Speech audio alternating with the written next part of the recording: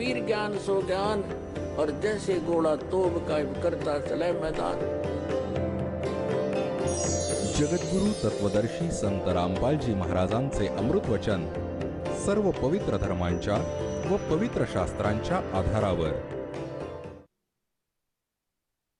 एके दिवशी एक जण सांगत होता, असंच एक दिवस वर्तमानपत्रात वाचलं होतं आम्ही, 4, 5, 6 वर्षांपूर्वीची गोष्ट आहे। एक खूप मोठा राजनेता होता, त्याच्याबरोबर 4-5 काही एकतर घरचा सदस्य, बाकी 4-5 चेले। तो त्याचं हेलिकॉप्टर जे होतं ॲक्सिडेंट झाला, मेले सगळे।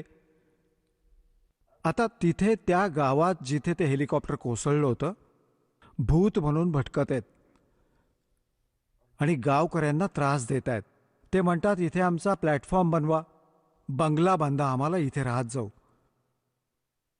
कोणी ह्या भूत प्रेत करणी करणाऱ्यांना बोलावलं, त्यांनी विचारलं, तेव्हा त्यांना सांगितलं की आमचा इथे तो बांधा बंगला, आम्ही राहत जाऊ। आणि त्यांचा मग तो एक चबुतरा बांधला, 4-4 विटा आणून एक खोली बांधली। आता तिथे वेगळे वेगळे बंगले बांधून राहत आहेत, आता तिथे बंगला बांधून राहत आहेत। तर परमात्मा म्हणतात की जे काम नाही केलं, जे करायचं होतं ह्या मनुष्य जीवनात, ते केलं नाही, हे मूळ धन नष्ट करून टाकलं। ती बॅटरी झाली डिस्चार्ज, तिथे चार्जर नव्हताच, एकदम सगळ्या सुविधा, कुठे गेली ती प्रभुता, कुठं गेलं ते धन। आता डोक्यावर हेलिकॉप्टर घेऊन चाटा, ते तेच घेऊन बुडालं त्यांना। तर इथे परमात्मा आपल्याला आठवण करून देतात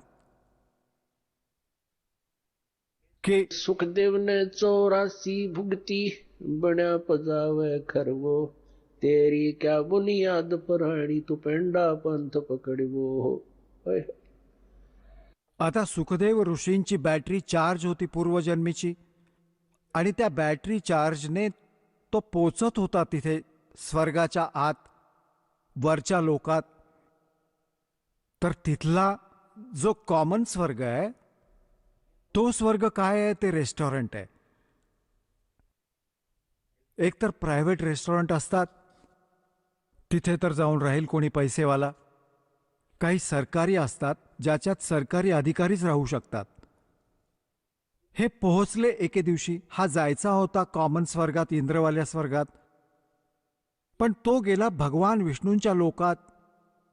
ह्या प्रत्येक या भगवानांच्या लोकात अशा प्रकारे रेस्टॉरंट बनवलेले आहेत, आणि ते पण आपलं काम असंच चालवत आहेत।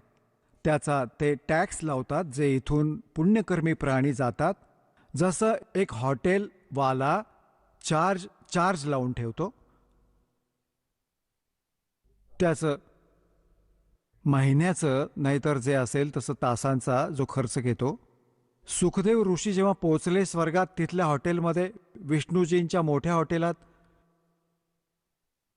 तर तिथे एक नियम बनवला त्यांनी, जो गुरु म्हणजे ज्याने गुरु धारण केला आहे, तीच व्यक्ती इथे येऊ शकते, इथे मुक्काम करू शकते। आता सुखदेव ऋषींचा कोणी गुरु नव्हता। बॅटरी चार्ज मागील जन्मातील पुण्यकर्मांच्या कारणाने तो आकाशात फिरत होता। तर तिथले जे पहारेकरी होते, सेवेकरी होते त्या हॉटेलचे, त्यांनी मनाई केली की ऋषीजी, तुमचा कोणी गुरु नाहीये आणि तुम्हाला यात एंट्री नाही होऊ शकत तुमची। तो अडून बसला, म्हणाला की आधी तुम्ही व्यक्ती बघा, मी तर असा जातो, तिथेही जातो, इंद्रलोकात जात होतो।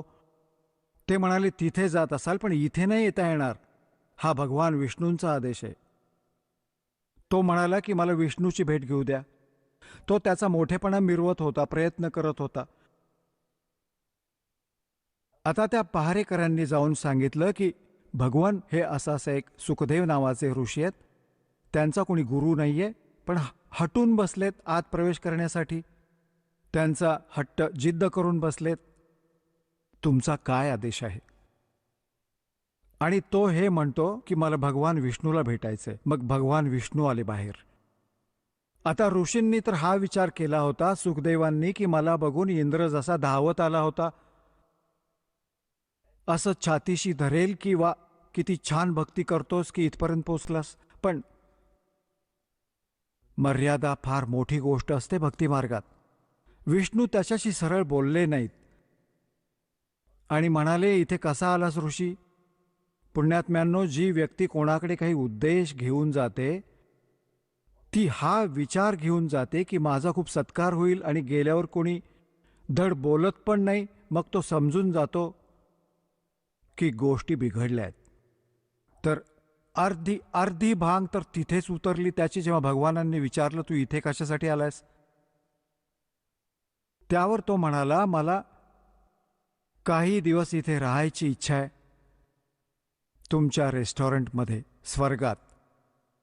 विष्णूजींना हे माहीत तर होतंच, पण सेवकांना विचारलं की सेवकांनो, तुम्ही का नाही एंट्री दिली ऋषीजींना? तेव्हा सेवक म्हणाले की अहो, यांना गुरु नाहीये. तेव्हा भगवान म्हणाले, सुखदेव, आपण जाऊ शकता. बिना गुरुच्या व्यक्तीला आम्ही इथे प्रवेश देत नाही, आपण जा. आता ऋषीजी म्हणाले की भगवान, ह्या पृथ्वीवर माझ्यासारखा कोणी असा नाही, माझ्यासारखा सिद्धियुक्त. मी कोणाला गुरु मानू? त्यावर भगवान श्री विष्णूजी म्हणाले, सुखदेव, ही तुमची चूक आहे. हा तुझा गर्व बोलतोय, तुझं अज्ञान बोलतंय. आपण जा, राजा जनकाकडून उपदेश घ्या. राजा जनक कोण? जे सीताजींचे पिता होते. आता तो बघा, हे अनेक जण म्हणतात की गुरु हा ब्रह्मचारी असला पाहिजे. तर ती एक चूक आहे त्या व्यक्तीची. आता पुण्यात्म्यांनो, परमात्म्याच्या विधानापासून अपरिचित व्यक्ती अशा प्रकारचे अंदाज बांधत असतात. तर ह्या सर्व प्रमाणांनी आपल्याला सिद्ध होतं की गुरु कसा असला पाहिजे, शिष्याची काय लक्षणं असली पाहिजेत, त्याच्यात कोणते गुण असले पाहिजेत आणि गुरुमध्ये कोणती लक्षणं असली पाहिजेत. आता सुखदेव ऋषी बाल ब्रह्मचारी आणि साधू संत ऋषी आणि राजा जनक गृहस्थी, कारण त्याने अनेक विवाह केले होते, कारण तो राजा होता.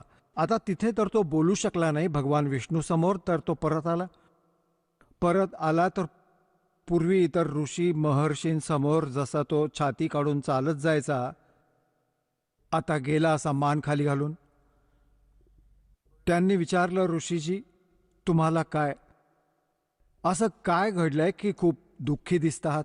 मग त्यांनी सगळी घटना सांगितली की मी विष्णूजींच्या लोकात गेलो होतो आणि भगवानाने मला तिथे राहू नाही दिलं.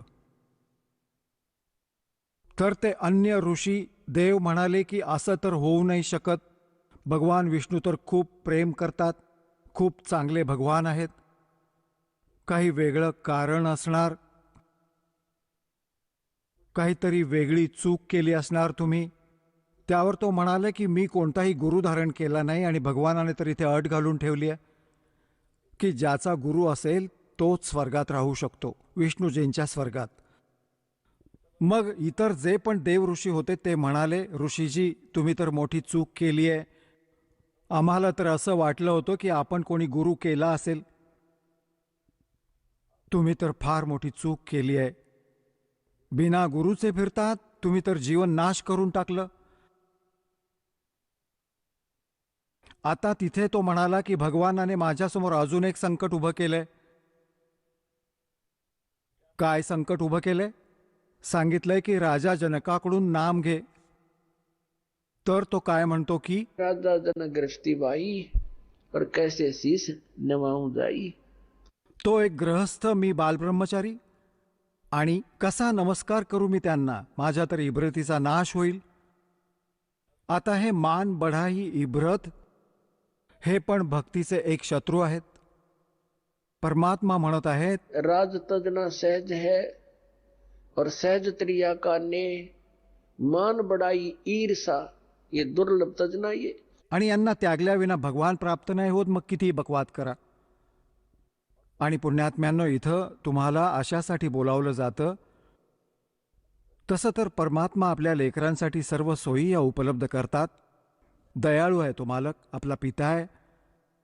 पण तरीही तुम्हाला येथे जमिनीवर बसवणं, प्रणाम करवण्याच्या मागे एक विशेष विधान आहे, जेणेकरून आपल्या आतला हा जो मळ आहे अभिमानाचा, जो सगळ्यात जास्त बाधक आहे भगवानाच्या मार्गातला, तो संपून जाईल आणि त्याच्याशिवाय भगवान निकट येणार नाही. आता थोडा जरी मळ कुठे असेल, तारेच्या मध्ये कनेक्शन घेऊन ठेवलं असेल तर लाईट नाही येणार. लाईट नाही आली तर फायदा काय ती साधनं जोडण्याचं? तर पॉवर प्राप्त करण्यासाठी, भगवानाची शक्ती आपल्याकडे आणण्यासाठी आपण हा अहंकार रूपी हा मळ काढावा लागेल.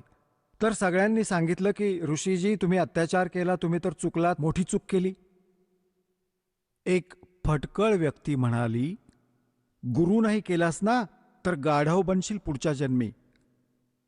आता त्याने जेव्हा ही गोष्ट ऐकली, कारण ते पुण्यवान लोक तर असतातच, पण अज्ञानाच्या कारणामुळे हे आपले आपले अंदाज बांधत राहतात. जेव्हा त्यांना ज्ञान होतं मग लगेच त्याग करतात त्या बकवादांना. एकदम त्याला झटका लागला, त्याला त्याचा पूर्वीचा एक पूर्वजन्मीची अनेक ते म्हणतात ना बॅकग्राऊंड बघितली, पूर्वजन्मातली आपली दुःख त्याच्यासमोर नाचू लागली. त्याला काय झालं, एक जशी त्याला आठवण झाली, त्याची दिव्यदृष्टी ती चालू झाली, आतली जितकी त्याची रेंज होती. आता काय बघितलं सुखदेव ऋषीने की एकदा तो गाढव झालाय, गाढवाची योनी भोगतोय. कुंभार त्याच्यावर खूप भार खालून पक्क्या कच्च्या विटा टाकत होता आणि घेऊन जातो भट्टीवर. भट्टी म्हणजे जिथे कुंभार लोक विटा भाजतात. त्याच्यात काय असतं की जशी भट्टी सुरू करून दिली, त्याच्यात जे पण इंधन टाकलं जातं त्याची राख बनून जाते. पुढच्या सीझनला त्याच राखेवर पुन्हा दुसऱ्यांदा तो लावून देतो, कारण की त्या राखेला कुठे फेकून द्यायला जागा नाही. पुढच्या सीझनमध्ये मग त्याच्यावरच लावून देतो. ती राख खाली राहून साचत साचत खूप मोठा डोंगरासारखा होतो. मग त्याच्यावर लावायला सुरुवात करतो. तर तिथे गाढवावरून कच्च्या विटा घेऊन जातो असं आणि तिथे कच्च्या विटा उतरवून घेतो. तो त्याच्या थैलीतून पाठीवर लादलेल्या असतात आणि लगेच त्यात पक्क्या विटा भरून देतो आणि काठी मारून पुन्हा खाली घेऊन येतो. म्हणजे खालूनही लादून वर जायचं आणि वरून पण लादून खाली यायचं. म्हणतो मी आंधळा झालो. 2-3 वर्ष अशी कठीण कामं पण घेतली माझ्याकडून. माझ्या मालकाने आंधळा झालो तर त्याने माझा त्याग केला, जंगलात सोडून दिलं. मी आपला एक पायवाट पकडून चालत चालत जात होतो. पुढे कोणता एक नाला होता. एकदम नाल्यात पुढचे पाय टेकले, परत यायला असमर्थ झालो. पुढे जाणं श्रेयस्कर वाटलं, उडी मारली. तो असा नाला होता की मी फिट झालो त्याच्यात. पुढे तोंड टेकलं, मागे पाठ अडकली, पाय लोंबतायत. आणि त्या रस्त्यावर एखाद दुसरा कोणी व्यक्ती यायचा, जंगलात, गावापासून दूर होतं. तर जो व्यक्ती कोणी एकटा दुकटा यायचा, मला काढायचा प्रयत्न नाही करायचा, माझ्यावर कमरेवर पाय ठेवून पुढे गेला, पूल बनवून माझा. आठवडा 10 दिवस भोगून माझं जीवन पूर्ण झालं. आता तो ऋषी सांगू लागला, परत आता काय बघू इच्छितोस तू? हे हाल तर आता आहे जेव्हा तू डोळ्यांनी पाहिलंस तरी नखरे करतोस. तर त्याच्या बुद्धीचे जे स्क्रू ढिले झाले होते ते टाईट झाले 1 मिनिटात आणि चालू पडला तिथून. मग आला आपला पिता व्यासजींजवळ. जेव्हा सुखदेव ऋषींचा जन्म झाला ते 12 वर्षांपर्यंत आईच्या गर्भात राहिले होते. आणि त्याला आईच्या गर्भात ह्या जीवाला सगळं माहिती असतं की बाहेर जातात संकटे येतील. एकदम काय होतं आईच्या गर्भात, एकदा ब्रह्मा विष्णू महेश ज्यांच्यात एक एक गुण आहे, रजगुणी ब्रह्माजी रजगुण आहेत त्यांच्यात आणि विष्णूजी सद्गुण आहेत. आणि शंकरजी तमोगुण. तर ह्यांच्या गुणांचा प्रभाव बाहेर येताच मुलांवर एकदम परिणाम करून जातो. त्याच्या कह्यात मग एकदम अचेतन होऊन जातो, विसरून जातो, काही लक्षात राहत नाही, सुन्न होऊन जातो. त्याला नव्याने आठवण करून दिली जाते, हे तुझे वडील आहेत, ही तुझी आई आहे, हे काका आहेत, हे तात्या आहेत. हे सर्व पुन्हा आठवलं तर ह्याला माहीत होतं की बाहेर जाताच परिस्थिती बिघडेल, विसरून जातो जीव. म्हणून 12 वर्षांपर्यंत हा आईच्या गर्भातून बाहेर नाही आला. ब्रह्मा विष्णू महेश तिघे उपस्थित झाले की बाबा सुखदेव बाहेर ये. असं तर तू आमची सगळी कर्मे बिघडवून टाकली. असं 12-12 वर्षांपर्यंत माता मुलांना गर्भात ठेवू लागल्या. एक सवय लागून जाईल सर्वांना. त्या तर 9 महिन्यात दुःखी होतात. इतके दिवस कसं ठेवणार? तू बाहेर ये बाबा, तू परंपरा खराब नको करूस. सुखदेवने कंडिशन ठेवली, एक अट घातली की बाहेर तेव्हा येईन, पण तुम्ही तुमच्या ह्या त्रिगुणमयी मायेला आवर घाला. ते म्हणू लागले, बघ बाबा, आम्ही हे रोखण्यासाठी इतके सक्षम नाही, आम्ही आवर नाही घालू शकत, पण सेकंदाच्या पण काही अंशासाठी मात्र आम्ही कंट्रोल करू शकतो, अन्यथा हा प्रवाह रोखणं शक्य नाही. सुखदेव ऋषीने सांगितलं की तुम्ही एकदा थांबवा थोड्या वेळासाठी. तर सांगतात की सेकंदाचाही काही अंशच त्यांनी थांबवला, तेव्हा तो आईच्या गर्भातून बाहेर आला. आणि त्याला चेतना होती की भक्ती न करण्याने हा जीव व्यर्थ होतो, जीवन नष्ट होऊन जातं. त्याला तर हा आभास झाला की हे तर आईच्या गर्भातच लक्षात राहतं की मनुष्य जीवन परमात्मा प्राप्तीसाठी प्राप्त होत असतं. आता त्याने सगळं काही केलं. आईच्या गर्भातून बाहेर येताच आपल्या नाळेला जी अशी लटकलेली असते, आईच्या नाभीशी कनेक्शन असतं दोरीसारखी, त्याने आपल्या खांद्यावर टाकून उठून चालू लागला. व्यासजींनी हाक मारली, अरे मुला, माझ्या बाळा कुठे चाललास? आता पुण्यात्म्यांनो, पुत्राचा मोह फार खतरनाक असतो, फार प्रबळ असतो. पुत्र मोहाने ऋषीजी पुन्हा पुन्हा हाक मारत होते, बाळा एकदा तरी दर्शन दे, अरे एकदा तरी तुझं तोंड बघू दे. 12 वर्ष वाट पाहिली तुझी, अरे 12 वर्ष वाट पाहिली पुत्राची, दर्शन करेन. हा मागून बोलतोय चालता चालता की ऋषीजी, माहीत नाही किती वेळा तुम्ही माझे बाप झालात आणि माहीत नाही किती वेळा मी तुमचा बाप झालो. हा तर वाईट आजार आहे, ह्यात मला अडकवू नका. आणि इथे कबीर साहेबांनी सांगितलंय की तो काय म्हणाला, ऋषीजी, सुखदेव ऋषी काय म्हणाला की एक लेवा एक देवा दूतम, और कोई किसी का पिता नहीं पूतम. ये तो ऋण संबंध जुड़ा एक ठाठा, अंत में सब 12 बाटा. ही तर एकमेकातली देवाणघेवाण असते. कोणी कोणाचा बाप नाही, कोणी कोणाचा पुत्र नाही. ज्याचे ज्याचे जेवढे संस्कार आहेत ते पूर्ण करून इथून निघून जातील. मग कोणी गाढव बनेल, कोणी कुत्रा बनेल, कोणी मनुष्यच बनेल. हा पुन्हा परिवार असा असणार नाही. आणि ह्याचा उद्देश भक्ती करण्याचा आहे. आणि मी तुमचं दर्शन करणार नाही पिताजी, माझ्यातला मोह जागा होईल तर मी भक्तीपासून वंचित होईन, असं म्हणून आकाशात उडून गेला. जेव्हा तो निघून गेला त्यानंतर पुन्हा आला, जेव्हा तरुण झाला, पुन्हा आला परत आपल्या वडिलांकडे की ते मोठे विद्वान पुरुष आहेत, त्यांचा सल्ला घेतो. व्यासजी म्हणाले, आलास बाळा? हो आलो बाबा. अच्छा ठीक आहे बाळा, काही गोष्ट नाही, आता आलास, सकाळी चुकलेला संध्याकाळी परतला तर मग काही त्रास नाही, ये माझ्या जवळ राहा बाळा. तेव्हा तो म्हणाला, सुखदेव ऋषी म्हणाला की बाबा, माझ्या समोर एक समस्या उभी राहिली आहे, प्रॉब्लेम भारी आहे. सारी कथा सांगितली, मी असा असा विष्णू लोकात गेलो होतो, त्यांनी तिथे राहायला मनाई केली कारण मी गुरु नाही केलेला. पुण्यात्म्यांनो, जे परमात्म्याच्या विधानाशी परिचित प्राणी असतात ते एक सुरात बोलत असतात. मग व्यास ऋषींना पण राग आला आणि म्हणू लागले, अरे बाळा, तू स्वतःच जीवन नाश केलंस. मी विचार केला होता की संयम पाळला होता, आनंद मानून घेतला होता मी की माझा मुलगा कल्याण करून घेईन त्याचं, पण तू तर नाश करून घेतलास आपल्या आयुष्याचा. हा काय विचार केलास तू? गुरु नाही केलास? अरे जाशील कुठे? मग त्याने तो आपला दुसरा प्रॉब्लेम सांगितला की भगवान विष्णूंनी सांगितलंय की राजा जनकाला मी गुरु करावं. मी तर बालब्रह्मचारी आणि ते ग्रहस्थी. मी कसं काय डोकं, मला लाज वाटते पिताजी. कसं काय नमस्ते आणि प्रणाम करू? तिथे दंडवत घालावा लागेल.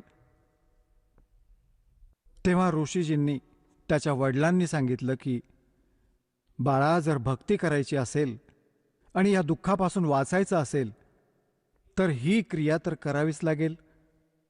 आता जे भगवानाने सांगितलं, जर परमात्म्याचा आदेश आलाय आणि तू जर तर करतोयस, तू विद्वान कसला? तुझी ही 2 दिवसांची बॅटरी चार्ज आहे, मग तुझं जीवन कवडीमोल होईल बाळा. तर तू विद्वान कसला? तू तर जीवन नष्ट करतोयस आणि मलाही कलंकित करशील. जाऊन नाम घे बाळा, जीवन नष्ट करू नकोस. मग तो गेला राजा जनकाकडे. आता पुण्यात्म्यांनो, राजा जनकाकडे जेव्हा ऋषीजी पोहोचले, राजा जनक आपल्या नोकरांना, सेवकांना म्हणाला, एक आसन लावा. महर्षीजी आले आहेत, आज आपला भाग्योदय झालाय. आसन लावून घ्या. चांगले चांगले कपडे लावा, फुलांनी सजवून टाका. त्यांनी तर 1 मिनिटात सांगताच तयार झालं आसन. राजा जनक म्हणाला, ऋषीजी विराजमान व्हा, बसा आसनावर. जमिनीवर बसला. म्हणू लागला, मी तुम्हाला गुरु करायला आलो आहे, आसनावर नाही बसू शकत. आता राजा जनकाला विश्वास नाही बसला, रुचली नाही ही गोष्ट. हे ऋषी तर माथे फिरू असतात. यांना कोणी चाकराने कोणी काही म्हटलं तर नाही यांना, कारण हे शाप पण देऊ शकतात. हे तर विषारी सर्प पण असतात ह्यांच्याकडे. शाप द्यायची पण एक पॉवर असते. राजा जनक चिंतित झाला की भगवान, काही चूक असेल तर माफ करा ऋषीजी. आम्ही तर ग्रहस्थ व्यक्ती आहोत. कोणी सेवकाने काही म्हटलं असेल तुम्हाला तर माफ करा. तुम्ही खाली बसू नका, बेइज्जती होईल माझी ना. मी हे सहन नाही करू शकत की एक ऋषी खाली बसलेत. काही चूक असेल तर माफ करा. तर म्हणू लागला की मी वर नाही बसू शकत, कारण मी तुम्हाला गुरु करायला आलो आहे. सारी कथा ऐकवली त्याने. मी असं असं विष्णू लोकात गेलो होतो आणि भगवानाचा आदेश आहे, मी तुम्हाला गुरु करायला आलोय. तर पहिल्यांदा एकदा तर विश्वास बसला नाही राजा जनकाला. मग भगवान विष्णूचा त्याने जो संदेश ऐकवला, मग त्याने मानलं की हा बाबा, हा तर नाम घ्यायला आलाय. पण दीक्षा देण्याआधी शिष्याला काही थोडंफार त्याला सेट करावं लागतं. जसं आता दास तुम्हाला ज्ञान देतोय, पूर्ण विधान सांगतोय. जे लोक विद्वान, समजूतदार, भक्त येतात, पहिल्यांदा येतात, तर ह्या ज्ञानाने प्रभावित होऊन ह्या दासाला एक संत मानून नाम घेतात आणि मग विश्वास दृढतेने लागतात. मग लाभ मिळतो. नाम तर घेतलं पण गुरुवर विश्वास होत नाही, तर त्याचा फायदा होत नाही. अध्यात्म मार्ग हा काही लहान मुलांचा खेळ नाही. तर राजा जनकाने सांगितलं की सकाळी नाम देईन स्नान करून, तुम्ही रात्री विश्रांती घ्या. आता सांगण्याचा अर्थ हा आहे, राजा जनकाने एका वेगळ्या कक्षात त्याची सोय केली ऋषीजींची राहण्याची, आणि तिथे एका सेविकेची, एका स्त्रीची, भगिनीची सेवा लावून दिली की तू ऋषींची सेवा कर. तिला सगळं समजावून सांगितलं त्या मुलीला की अशी अशी ह्यांची परीक्षा घे. ऋषीजी बसले होते आपल्या शय्येवर. मुलगी आत गेली आणि त्यांच्याच शय्येवर बसून पायाच्या बाजूला ऋषीजींनी पाय मागे घेतले. ती अजून पुढे झाली तर ऋषीजी उठून बसले. अजून निकट जाऊ लागली तर ऋषीजी शय्या सोडून उभे राहिले कोपऱ्यात. म्हणू लागला, माई, भगिनी, काय करतेस तू? साधू संतांना हात लावायचा नसतो, शय्येवर नसतं बसायचं. आपण का मर्यादा भंग करता आहात? जाऊ शकता. ती मुलगी परत आली. राजा जनकाने विचारल्यावर तिने सर्व कथा सांगितली की 1 नंबरचा महात्मा आहे. आणि अगदी स्पर्श सुद्धा होऊ दिला नाही आणि उभे राहिले. असे असे शब्द बोलले. म्हणाले, ठीक आहे.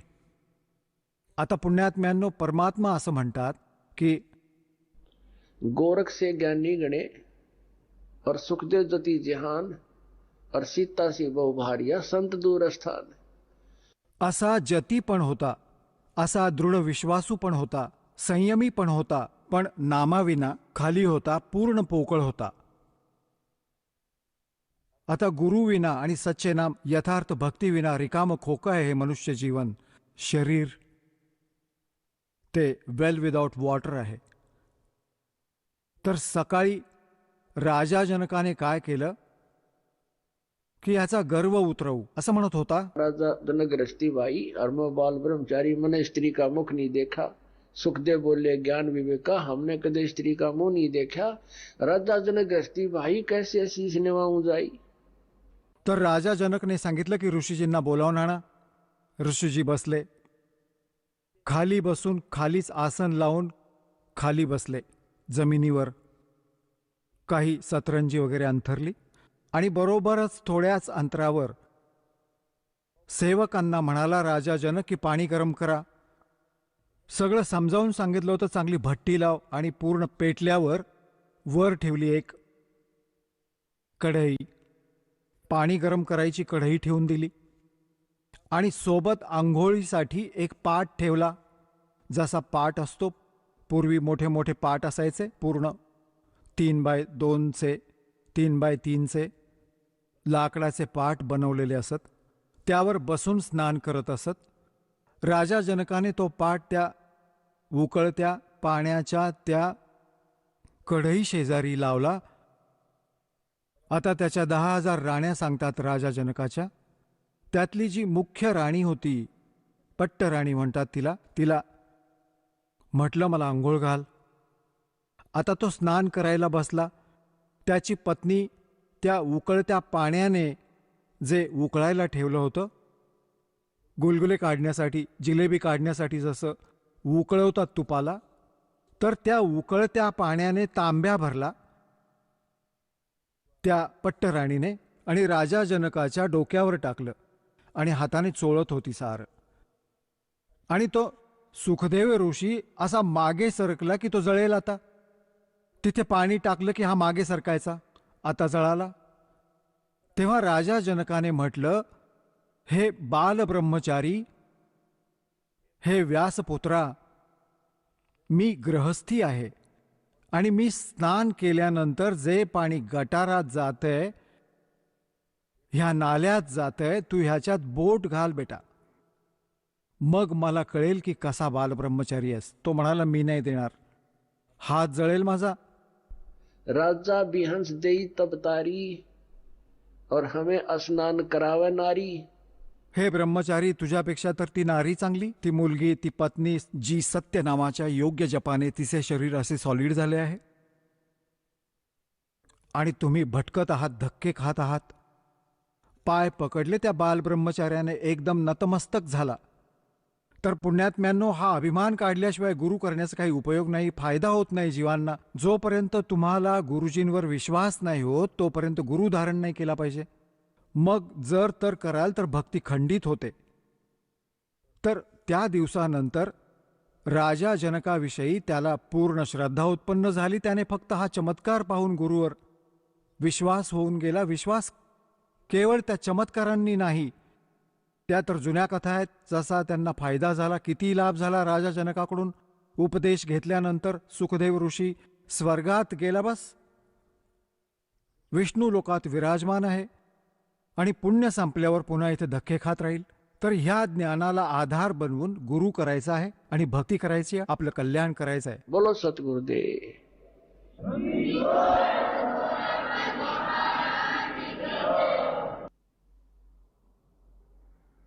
परमपिता परमात्मा पूर्ण ब्रह्म, सर्व सृष्टीचे रचनाकार,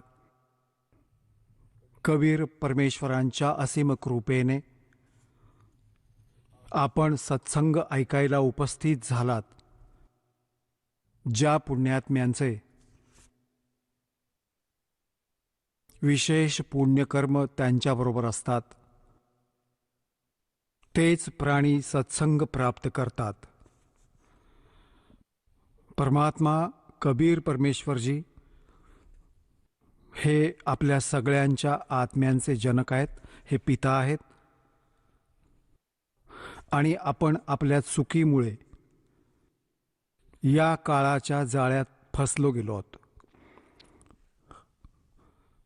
आता इथे कोणताही प्राणी सुखी नाहीये. इथपर्यंत की स्वर्गलोकाच्या देवतांना पण चैन नाहीये.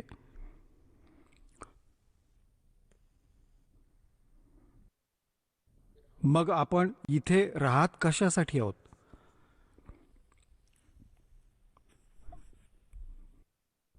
हे आम्हाला पण माहीत नव्हतं. आम्ही या जन्म आणि मृत्यूला आणि संतान उत्पत्ती आणि पालन पोषण, त्यांच्या पालन पोषणाला, विवाहाला, बस याच कामांना अंतिम मानून ठेवलं होतं की आपलं इतकंच कर्तव्य आहे. हे पूर्ण झाल्यानंतर आमचा भलेही मृत्यू होऊ दे. आता परमात्म्याने येऊन ज्ञान दिलंय. आग गए ना बावड़े रहते भी सब जाही, बिन साहेब की बंदगी कहीं ठोड़ ठिकाना नहीं. पहिले निघून गेले. त्यांनी येऊन सांगितले नाही त्यांची काय दशा झाली पुढे. आणि राहिले आहेत जे बाकी शिल्लक आहेत ते पण निघून जातील. म्हणजेच मृत्यू आणि जन्म होत राहणार. बिन साहेब की बंदगी कहीं ठोड़ ठिकाना ना. परमात्म्याच्या सत्पुरुषाच्या भक्तीशिवाय या जीवाला कुठे स्थायी स्थान नाही प्राप्त होत. जसं मनुष्य शरीरात प्राण्याचा मृत्यू नक्कीच आहे, इथे मृत्यू झाला. पुण्य व पापाच्या आधाराने पुढे त्याला स्थान मिळतं. पुण्याच्या आधाराने स्वर्ग प्राप्ती होते. स्वर्गाचा समय मर्यादित असतो, तो त्याच्या पुण्यावर आधारित असतो. जेव्हा स्वर्गात त्याच्या पुण्याची पुंजी समाप्त होईल, त्याला काही वेळ आधीच सतर्क केलं जातं की आता तुझ्या जाण्याची वेळ आली आहे. ही अजून समस्या आहे तिथल्या स्वर्गातल्या देवतांची, स्वर्गातल्या राहणाऱ्यांची. राहणाऱ्यांना त्यांना आधीच माहीत असतं की तुमचा मृत्यू होईल. असं समजा त्यांना फाशीची तारीख दिली जाते, तर मग त्या प्राण्याला त्या स्वर्गात राहून पण नरक वाटत राहतो. तिथे मृत्यूच्या नंतर जबरदस्तीने, जसं इथे बळजबरीने मारलं जातं, मृत्यू दिला जातो, काहीही कारण असो. याच प्रकारे स्वर्गात पण वेळ पूर्ण होताच तिथून ताकदीने जबरदस्तीने काढून टाकलं जातं, बळपूर्वक. मग नरकात टाकलं जाईल. नरकाचा वेळ पूर्ण होताच तिथून बळपूर्वक बाहेर फेकून दिलं जाईल. तर पुण्यात्म्यांनो, इथे पृथ्वी लोकावर मृत्यू झाला, इथे झाला चला चला. स्वर्गात गेले, तिथे झाला चला चला. आणि परत नरकातून पण परत चला. गाढवाची योनी मिळाली, परत मृत्यू झाला चला. कुत्रा बना, कुत्र्याचा मृत्यू झाला चला. डुक्कर बना. तर असे मग वेळ आल्यावर परत मनुष्य बना. तर इथे परमात्मा सांगतात, आग गए ना बावड़े रहते भी सब जाही, बिन साहेब की भक्ति कहीं छोड़ ठिकाना नहीं.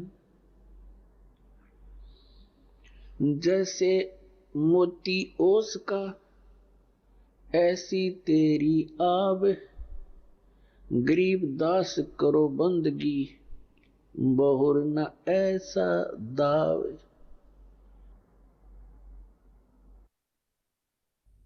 आता काय सांगतायत? तुमचं मानवी शरीर असं आहे जसं सकाळी सकाळी दव पडतं गवतावर, काट्यांवर, पानांवर, आणि सूर्य उदय होताच 1 तासाच्या आत त्याचं नामोनिशाण नाही राहत. तर इथे सांगतात परमात्मा, गरीबदास साहेबजी सांगतायत परमात्म्याकडून प्राप्त ज्ञानाला, जैसे मोती ओस का ऐसी तेरी आव. तुझे वय असे आहे और गरीब दास कर बंदगी, बहुरनी ऐसा दाव. आता डाव कसा आहे? मनुष्य शरीर एक डाव लागलाय आपला, आणि या डावात चुकलात परत खूप लांब कार्याची सुरुवात होईल. 84 लाख योनींमध्ये भ्रम भटकून कष्ट घेऊन परत कधीतरी मानव शरीर प्राप्त होईल, तेव्हा ह्याच क्रिया आपण परत करत राहू. तर पुण्यात्म्यांनो, परमेश्वराने सांगितलं आहे, सुखदेव ने 84 भुगती बण्या पजावे खरवो. तेरी क्या बुनियाद पुराणी, तू पेंडा पंथ पकडवो. सुखदेव सारख्या ऋषीने पण 84 म्हणजे 84 लाख योनींचे कष्ट घेतले. और बन्या पजावे खरवो. खर म्हणजे गाढव. कुंभाराच्या भट्टीत म्हणजे त्या विस्तवावर जिथे विटा भाजल्या जातात आणि जिथे भांडी भाजली जातात त्याला पजावा म्हणतात, पजावा इथल्या भाषेत. आणि खर म्हणजे गाढव. अशा ऋषींची पण दुर्गती इथे होत आहे. तेव्हा परमात्मा सांगतात, तेरी क्या बुनियाद पुराणी, तू पेंडा पंथ पकडवो. पेंडा म्हणजे तो मार्ग. कोणता मार्ग? ज्यामुळे या 84 लाख योनींचे हे भ्रमण, हे कष्ट, जन्म आणि मृत्यू संपून जातील. त्या मार्गाला पकड, त्या ज्ञानाला ग्रहण कर. त्याकरता श्रीमद भगवद्गीता अध्याय नंबर 4 श्लोक नंबर 32 मध्ये म्हटलंय की अर्जुन, जे मी आता तुला ज्ञान ऐकवलं, अध्याय नंबर 4 श्लोक नंबर 25 पासून 30 पर्यंत, ज्यात सांगितलं गेलंय की कोणीतरी देवतांची पूजा करतात आणि कोणी फक्त हवन यज्ञ करून संतुष्ट आहेत, आणि कोणी योग अभ्यास करतो, कोणी तीव्र अहिंसावादी व्रत करतो, जसे तोंडावर पट्टी बांधून अनवाणी पायाने फिरतात, की कोणती जीवहिंसा नको होऊ दे. तर कोणी स्वाध्याय करतात, जसे कोणी गीतेचा पाठ करतो, तर कोणी वेदांच्या काही श्लोकांचे, मंत्रांचे रोज स्वाध्याय करतो. तर या प्रकारच्या जेवढ्या काही क्रिया आहेत, जे कोणी करत आहे ते आपल्या क्रियांना सत्य मानून करत आहे. जर याला हे समजलं की शास्त्र अनुकूल नाहीये, तर त्यागून देईल लगेच. यासाठी श्रीमद भगवद्गीता अध्याय नंबर 4 श्लोक नंबर 32 मध्ये म्हटले की अर्जुन, या धार्मिक यज्ञ म्हणजे धार्मिक अनुष्ठानाची माहिती सच्चिदानंद घनब्रह्मच्या वाणीत विस्ताराने सांगितले आहे, आणि त्या परमात्म्याने आपल्या मुखकमलातून येऊन बोलली आहे. त्या सच्चिदानंद घनब्रह्मच्या वाणीत यज्ञांची माहिती, यज्ञ म्हणजे धार्मिक अनुष्ठानांच्या क्रियांची माहिती विस्ताराने सांगितली आहे. ते तत्वज्ञान आहे. 4थ्या अध्यायाच्या 33व्या श्लोकात सांगितलं की अर्जुन, या द्रव्यमय यज्ञाच्या तुलनेत ज्ञान यज्ञ श्रेष्ठ आहे. द्रव्य यज्ञ काय असतो? जसे बघाबघी, कुठे भंडारे केले, गंगेच्या काठावर कुठे चादरी वाटल्या, काही अजून क्रिया जशा काही धर्मशाळा बनवल्या. आता काय सांगितलंय की या द्रव्य म्हणजे धनाने, पैशाने होणारे जे अनुष्ठान आहे त्याची अपेक्षा ज्ञान यज्ञ श्रेष्ठ आहे. तर ज्ञान यज्ञ तत्वज्ञान म्हणजे सत्संग आहे. सत्संग हे तत्वज्ञान आहे जे सगळ्या सद्ग्रंथांना अनुकूल असेल. ते तत्वज्ञान आहे आणि ते ज्ञान परमात्माच येऊन देतात. ज्ञान, अध्यात्मक यथार्थ ज्ञान परमात्मा स्वतःच येऊन प्रदान करतात. बाकी तर जीवसंज्ञेचे प्राणी आहेत, जीवसंज्ञेत आहेत, ते आपले आपले अनुभव अटकळ लावतात. परंतु यथार्थ ज्ञान परमात्माच सांगू शकतो. आपल्याद्वारा रचलेल्या सृष्टीला स्वतःच तो ठीक ठीक विस्ताराने सांगतो, असे वेदात प्रमाण आहे. तर हे तत्वज्ञान आहे जे सच्चिदानंद घनब्रह्म म्हणजे पूर्ण परमात्मा कबीर देव यांनी आपल्या कबीर वाणीमध्ये जे ज्ञान सांगितले आहे ते तत्वज्ञान आहे. गीता ज्ञानदाता 4थ्या अध्यायाच्या 34व्या श्लोकात म्हणतात की अर्जुन, त्या तत्वज्ञानाला जी सच्चिदानंद घनब्रह्मची वाणी आहे म्हणजे त्या परमात्म्याद्वारे सांगितलं गेलेलं ते तत्वज्ञान आहे, त्याला तू तत्वदर्शी संतांकडे जाऊनच समज. त्यांना दंडवत प्रणाम केल्याने, कपट सोडून त्यांची सेवा केल्याने तो तत्वदर्शी संत तुला परमात्म तत्वाचं ज्ञान देईल. याने हे सिद्ध झालं की गीता ज्ञानदाता सुद्धा त्या तत्वज्ञानाला अपरिचित आहे. अन्यथा हे सांगायची आवश्यकता नव्हती की त्या ज्ञानाला तू तत्वदर्शी संतांकडे जाऊन समज. जेव्हा गीताजींचे 18 अध्याय सांगितले तर एक अध्याय अजून सांगितला असता. जर त्याला ज्ञान असतं तर त्याला ज्ञान नाही. तर पुण्यात्म्यांनो, 15व्या अध्यायाच्या एका मंत्रात म्हणजे एका श्लोकात गीताजींच्या त्या तत्वदर्शी संताची ओळख सांगितली आहे की उलट्या लटकलेल्या संसाररूपी वृक्षाला जो संत विस्ताराने जाणतो, हा उलटा लटकलेला एक पिंपळाचा वृक्ष, संसाररूपी पिंपळाचा वृक्ष तू जाण अर्जुन. वरती मुळे आहेत, खाली तिन्ही गुणरूपी फांद्या आहेत. आणि जो संत या उलट्या लटकलेल्या संसाररूपी वृक्षाच्या सर्व विभागांना सांगेल, सवेदवित ते तत्वदर्शी संत आहेत.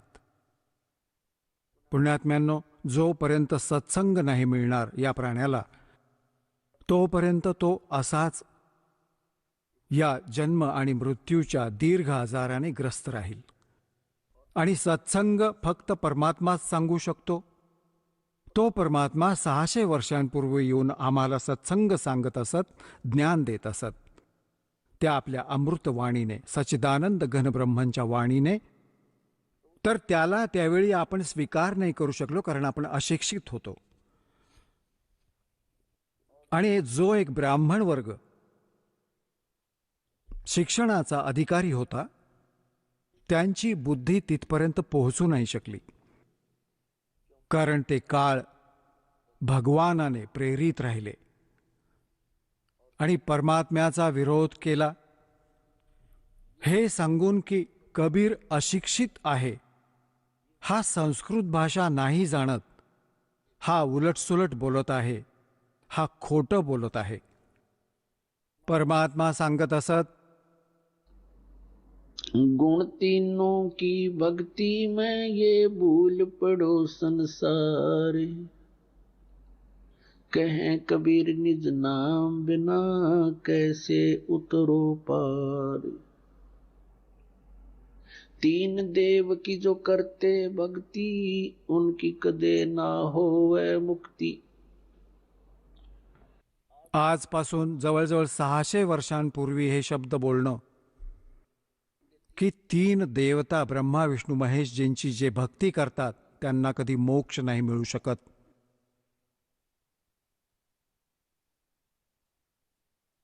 पुण्यात्म्यांनो, 600 वर्षांपूर्वी ही गोष्ट सांगणं आपल्या मृत्यूला आमंत्रण देण्यासारखं होतं.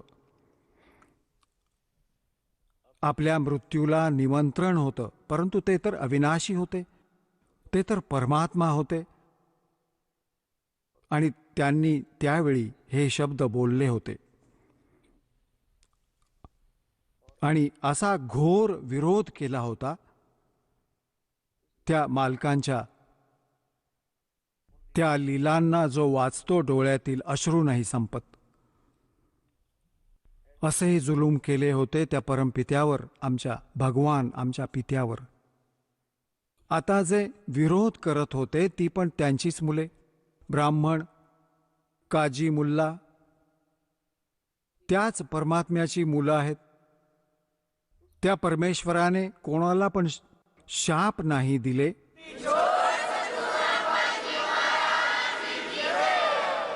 चला आता आपण त्या श्रद्धाळूंचे अनुभव जाणून घेऊयात, ज्यांनी जगद्गुरू तत्वदर्शी संत रामपालजी महाराजांकडून दीक्षा प्राप्त केलेली आहे, तसेच त्यांच्याद्वारा सांगितलेल्या भक्ती मार्गावर चालत आहेत. नमस्कार. नमस्ते. आपलं नाव? माझं नाव आबासाहेब साहेबराव करडे. आपण कुठून आलात? मी फलटण तालुका, फलटण जिल्हा, सातारा या ठिकाणाहून आलो आहे. आपला व्यवसाय काय आहे? मी यापूर्वी माजी प्राचार्य म्हणून काम केलेलं आहे Yashwantrao Chavan high school junior college Phaltan, आणि आता 2010 पासून सेवानिवृत्त माजी प्राचार्य म्हणून शांततेत आयुष्य कंटतोय. संत रामपालजी महाराजांची गुरुदीक्षा आपण कधी घेतली? मी संत रामपालजी महाराजांची गुरुदीक्षा 7 जानेवारी 2018 मध्ये घेतली. संत रामपालजी महाराजांची गुरुदीक्षा घेण्या अगोदर आपण व आपला परिवार कोणती भक्ती साधना करत होतात? संत रामपालजी महाराजांची भक्ती साधना घेण्यापूर्वी आमचा सर्व परिवार महादेवमय श्री शंकराची भक्ती करत होते. आमची कुलस्वामिनी मसादेवी तिची भक्ती करत होते. आमचे कुलस्वामिनी खंडेरायाची भक्ती करत होते. आमचे दुसरे कुलस्वामी ते पीरसाहेब यांची भक्ती करत होते. शंकराची भक्ती करताना आम्ही सोमवारचे व्रत, सोमवारचं ते उपास तपास करायचो. शिवरात्रीचा तो सण साजरा करायचो. शंकराची भक्ती करता करता आम्ही त्या महाराष्ट्रातलं एक शिखर शिंगणापूर म्हणून पवित्र तीर्थक्षेत्र आहे, त्या ठिकाणी वर्षातून एकदा जायचो. तिथं भंडारा आयोजित करायचो आणि तो यात्रेचा काळ आम्ही तिथंच काढायचो. 4-5 दिवस तिथंच मुक्कामाला राहायचो. कावडीबरोबर जायचो आम्ही आणि कावडीबरोबर परत यायचो. पण गणेशोत्सवाची स्थापना करायचो. गणपतीची आरत्या, गणपतीची आरास, गौराईची आरास हे सण पण आम्ही करायचो. नवरात्रामध्ये 9 दिवस उपवास करायचे, 9 माळा करायच्या. नवरात्र दुर्गा पूजा करायची. खंडोबाच्या यात्रेला मी रथयात्रा असायची, ते दरवर्षी आम्ही रथयात्रेला जायचो. त्या तीर्थक्षेत्रा ठिकाणी 2-3 दिवस आम्ही थांबायचो. पुन्हा ते आमचं एक कुलदैवत दुसरं होतं पीरसाहेब, त्या ठिकाणी आम्ही त्या उरुसासाठी आम्ही वर्षातून एकदा जायचो. आणि बरेचसे इतर ह्या अनुषंगाने भक्ती पूजा, इतर देवदेवता जे जे जे पूर्वपार आमच्या वाडवडिलांनी केलं ते सर्व आम्ही करत होतो. पण त्यातून आम्हाला कोणताही लाभ होत नव्हता. आम्ही सततच एवढे भक्ती साधना करून, एवढे देवदेव करून, एवढे यात्रा करून सुद्धा आम्हाला त्यातनं काही लाभ होत नव्हता. सर, जसं आपण सांगत आहात की आपण पूर्वीपासून भक्ती मार्गात होतात आणि महाराष्ट्रामध्ये जी प्रचलित भक्ती साधना आहे, जसे की देवीदेवतांची पूजा करणे, व्रतवैकल्य करणे, त्याचप्रमाणे गणेशोत्सव साजरा करणे, नवरात्र साजरा करणे, या भक्तिविधी आपण करत होतात. तर संत रामपालजी महाराजांचा जो मार्ग आहे त्या मार्गाबद्दल आपल्याला माहिती कशी मिळाली आणि आपण त्यांच्या शरणात कसे आलात? मी 2006 पासून संत रामपालजी महाराजांचे प्रवचन साधना चॅनलवर ऐकत असायचो आणि रोज 7:30 वाजता मी चॅनल सुरू करून 1 तासभर ते प्रवचन ऐकायचो.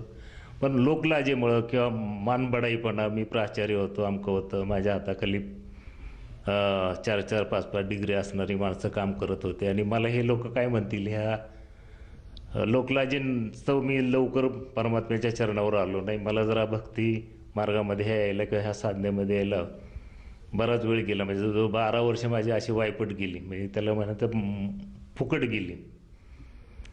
आणि माझा थोरला मुलगा सुनबाई आणि नातू ते कोळकीमा नावाचा एक फलटणमध्ये भाग आहे, त्या भागामध्ये राहत होते. त्या भागातच माझ्या मित्राचा एक मुलगा आहे, तो तिथं कपड्याचा व्यवसाय करत होता आणि तो माझ्या मित्राचा मुलगा आहे. मला तिथे गेल्यानंतर ओळख पटली आणि त्याचे वडील पण तिथं त्याला भेटायला आले होते, त्याच्या मुलाला, सुनबाईला. आणि त्या भक्तिमार्गामध्ये तो मिलिटरीतनं रिटायर होऊन आल्यानंतर होता. त्यानं मला त्याच्या वडिलाच्या चौकशीसाठी मी त्याच्या घरी गेलो. त्याचे वडील मला तिथंच भेटले आणि आम्ही इकडले तिकडले विचारल्यानंतर त्यांनी मला सांगितलं की मी ही दीक्षा रामपालजी महाराजांची घेतलेली आहे. त्यावेळेस मी ते लोकलाज वगैरे सगळं सोडून, आणि तो माझ्यापेक्षा वयानं माझ्या मुलाच्याच वयाचा असताना सुद्धा मी त्याला सांगितलं की मलाही दीक्षा घ्यायची आहे. आणि माझ्या दीक्षेचा मार्ग त्यांनी सुकर केला. आम्ही दर आठवड्याला त्यांच्या मार्फत जिथं खेड्यापाड्यामध्ये सत्संग व्हायचे संत रामपालजी महाराजांचे, त्या सत्संगला मला त्यांनी एका बोलवलं त्यांच्या गावीच, शिंदेवाडी या ठिकाणी, फलटण तालुक्यातील. संत रामपालजी महाराजांची माझ्यावर कृपा झाली आणि मी त्यांच्या मार्फत नामदीक्षा घेतली आणि कृतकृत्य झालो. सर, जसं आपण सांगत आहात की संत रामपालजी महाराजांचा जो मार्ग आहे तो आपल्याला बऱ्याच वर्षापासून कळत होतात, परंतु केवळ लोकलाजेपायी आपण त्या मार्गाकडे वळत नव्हतात आणि आपल्या आयुष्याची जवळजवळ 12 ते 15 वर्षे आपण व्यर्थ वाया घातली हे आपल्याला जाणवायला लागलं. आणि आपण आपले जे मित्र आहेत, त्यांचे जे पुत्र आहे, सुपुत्र, त्यांच्यामार्फत या ज्ञानाकडे परत वळालात आणि संत रामपालजी महाराजांची आपण नामदीक्षा घेतली. तर मला असं विचारायचं आहे, जेव्हा आपण संत रामपालजी महाराजांची नामदीक्षा घेतली त्यानंतर आपल्याला व आपल्या परिवाराला काय काय लाभ प्राप्त झालेत? पहिल्याला मला स्वतःला झालं. मी 2014 पासून 2017पर्यंत प्रोस्टेट ग्लँडच्या आकारानं वाढल्यामुळं मग त्याची वाढ मला वाटतं 32 मिलीमीटर झाली होती. आणि मुंबईमध्ये केम हॉस्पिटलमध्ये आणि पुण्यातल्या वानवडीतल्या कमांड हॉस्पिटलमध्ये, मिलिटरी हॉस्पिटलमध्ये मी उपचार घेत होतो. 2017पर्यंत मी उपचार घेतले, पण त्यातनं मला काही लाभ झाला नाही. आणि 17 ते 18मध्ये एक 7-8 महिने गेल्यानंतर मला संत रामपालजी महाराजांची दीक्षा भेटल्यानंतर तो आजार नष्ट झाला. म्हणजे विना औषध, विना ऑपरेशन, विना उपचार ते माझं ते बरं झालं. दुसरा सगळ्यात मोठा मला लाभ मिळाला तो माझ्या पेन्शनच्या संदर्भात. एक 2010 पासून 15पर्यंत जो हे होत होता तो पेन्शनचा आर्थिक लाभ मला सर्व प्रमाणात म्हणजे 100% मला मिळाला. आणि माझ्या आर्थिक गरजा सर्व कुटुंबाच्या त्या सर्व नष्ट झाल्या आणि मी स्वावलंबी झालो आणि मला सर्व आर्थिक लाभ मिळायला सुरुवात झाली. माझ्या पत्नीचं थोडंसं जरा मानसिक स्वास्थ्य बिघडलेलं असायचं. ते 2004 पासून त्यांचं जरा ते एक मानसिक व्याधी, त्यांना नाव सिझोफ्रेनियाचा त्रास होत होता. तो त्रास त्यांचा बंद झाला. त्यांनी सुद्धा नामदीक्षा घेतली आणि त्या आता पूर्ण निरोगी आणि स्वस्थ आहेत. सर, जसं आपण सांगत आहात की संत रामपालजी महाराजांची नामदीक्षा घेतल्यानंतर आपल्याला व आपल्या परिवाराला बरेचसे लाभ प्राप्त झालेत. ज्या काही शारीरिक व्याधी आपल्याला होत्या त्यासुद्धा संत रामपालजी महाराजांच्या दयेने आज पूर्णपणे बऱ्या झाल्यात आणि आज आपण निरोगी आणि स्वस्थ आरोग्य आपण जगत आहात. तर ह्या अनुषंगाने आपण आपले जे सहकारी होते किंवा जे आपले नातलेग आहेत, आप्तेष्ट आहेत आणि जो भगत समाज आज आपल्याला टीव्हीच्या माध्यमातून बघत आहेत त्यांना आपण काय संदेश द्याल? त्यांना मी संदेश देऊ शकत नाही, पण त्यांना एक प्रार्थना करेन की तुम्ही ह्या भक्तिमार्गामध्ये या आणि स्वतःचा, परिवाराचा आणि शारीरिक, आर्थिक आणि मानसिक सर्वातून तुम्ही मुक्ती मिळवा. आणि हा मार्ग स्वीकारल्यानंतर तुम्हाला एक जे स्वप्नात सुद्धा येणार नाही तेवढे तुमचे लाभ तुम्हाला परमात्मा द्यायला सुरुवात करतात. फक्त तुम्ही 100% चरणावर शरण आलं पाहिजे आणि आपण 100% विश्वासानं ह्या भक्तिमार्गामध्ये आलं पाहिजे. आणि हा भक्तिमार्ग तुम्हाला सर्वच पातळीवर, अगदी शेवटची मोक्षाची पातळीसुद्धा तुम्हाला ह्या भक्तिमार्गातून मिळू शकते. तुमची मुक्ती होऊ शकते, तुमची सद्गती होऊ शकते. आणि हा भक्तिमार्ग हा सर्व पुराव्यानिशी, सर्व भक्ती मार्गाचे जे संदर्भ ग्रंथ आहेत, आपले धर्मग्रंथ आहेत, त्यामध्ये दिलेले आहेत. ते त्या भक्तिमार्गामध्ये तुम्ही आल्यानंतर तुमचं सर्व प्रकारच्या बंधनामधून मुक्ती होऊ शकते. तुम्ही ह्या 84 लाख जन्ममरणाच्या फेऱ्यामधून तुमची सुटका होऊ शकते. आणि तुम्हाला जे जे पाहिजे ते तुम्ही न मागता तुम्हाला सर्व सुख तुमच्या पुढं येतात आणि तुमचे सगळे दुःख दूर होतात. आणि हा मार्ग हा जगाच्या पाठीवर एकमेव असा मार्ग आहे की ह्या मार्गामध्ये तुम्हाला तुमच्या सर्व शंकांचं, सर्व तुमच्या मनामध्ये असलेल्या रूढी परंपरा आणि इतर ह्याचं उत्तर तुम्हाला अगदी धर्मग्रंथातले पुराव्यानिशी तुम्हाला मिळतं. आणि ही भक्ती साधना तुम्ही धर्मग्रंथाप्रमाणे सांगितलेल्या पुराव्यानिशी करू शकता आणि तुमचा उद्धार आणि तुमच्याबरोबर तुमचे नातलग, परिवारामधील किंवा मित्र कुणी असतील त्यांचाही उद्धार होऊ शकतो. आणि फक्त तुम्ही 100% विश्वासाने शरणावर आल्यानंतर तुम्ही पूर्ण शरणागती पत्करून हा मार्ग पत्करला तर तुमचं कल्याण होऊ शकतं. सर, जसं तुम्ही सांगत आहात की मानव समाजाने आज संत रामपालजी महाराजांचं ज्ञान ओळखायला पाहिजे आणि संत रामपालजी महाराजांच्या ज्ञानावर चालून तो जो व्यक्ती आहे आज सद्गतीला प्राप्त होऊ शकतो, मोक्षाला प्राप्त होऊ शकतो. तर ह्या अनुषंगाने जर एखादा साधक संत रामपालजी महाराजांची नामदीक्षा घेऊ इच्छित असेल तर तो व्यक्ती किंवा तो साधक नामदीक्षा कशी घेऊ शकेल? संत रामपालजी महाराजांचे विविध चॅनेल्सवर सत्संग किंवा प्रवचन असतात सुरू. आणि त्या सत्संगाच्या दरम्यान पट्टी असते. त्या पट्टीमध्ये नामदान दीक्षा केंद्रांचे नंबर आहेत आणि तिथून तुम्हाला तुमच्या जिल्ह्यामध्ये प्रत्येक ठिकाणी आता नामदीक्षा केंद्र आहेत उपलब्ध. आपण त्या केंद्राची माहिती त्या फोन नंबरवरून घेऊ शकता आणि आपल्या मित्रांना, परिवारातल्या सदस्यांना नामदीक्षा देऊ शकता आणि आपला उद्धार स्वतः मोक्ष प्राप्त करू शकता. सर, जसं तुम्ही सांगत आहात की संत रामपालजी महाराजांच्या कृपेने आज महाराष्ट्रामध्ये प्रत्येक जिल्ह्यामध्ये नामदान केंद्राची सुविधा उपलब्ध आहे आणि आपल्या टी व्हीच्या स्क्रीनवर जे काही नंबर फ्लॅश होत आहेत त्या नंबरपैकी कुठल्याही एखाद्या मोबाईल नंबरवर जर त्या व्यक्तीने संपर्क साधला तर त्याला जवळच्या नामदान केंद्राची माहिती मिळेल आणि तेथे जाऊन तो व्यक्ती नामदीक्षा घेऊ शकेल. तर ह्या अनुषंगाने जर तो व्यक्ती ती नामदीक्षा घेऊ इच्छित असेल त्या व्यक्तीला त्या नामदीक्षेसाठी किती पैसे मोजावे लागतात? ह्या सर्व केंद्रावर नामदीक्षा घेण्यासाठी एकही पैसा तुम्हाला आकारला जात नाही आणि मोफत नामदीक्षा दिली जाते. आणि तुम्हाला त्या भक्तिमार्गाविषयी संपूर्ण सखोल माहिती परमात्मा सद्गुरू संत रामपालजी महाराजांच्या मुखामधूनच मिळते आणि तेच तुम्हाला दीक्षा देतात. इतर कोणी देऊ शकत नाही. पृथ्वीच्या पाठीवर एकमेव असे संत आहेत, ते तत्वदर्शी संत आहेत जे आपल्याला सर्व ज्ञान आणि ज्ञानानं परिपूर्ण असं आध्यात्मिक ज्ञान दिलं जातं जे पुराव्यावर आधारित आहे. धन्यवाद. धन्यवाद.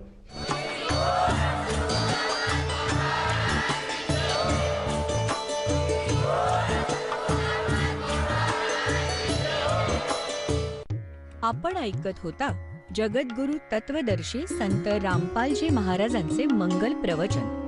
निःशुल्क नामदीक्षा प्राप्त करण्यासाठी आणि अधिक माहितीसाठी संपर्क करा 7030303951 7030303952. आमची वेबसाईट आहे www.jagadgururampalji.org. सर्व पवित्र धर्मांच्या व पवित्र शास्त्रांवर आधारित प्रमाणित अनमोल पुस्तक ज्ञानगंगा किंवा जगण्याचा मार्ग यापैकी कोणतेही एक पुस्तक निःशुल्क मागवण्यासाठी आम्हाला आपले पूर्ण नाव, पूर्ण पत्ता, पिनकोड सहित आणि फोन नंबर लिहून 7030303951 7030303952 नंबरवर SMS करू शकता किंवा आम्हाला 703030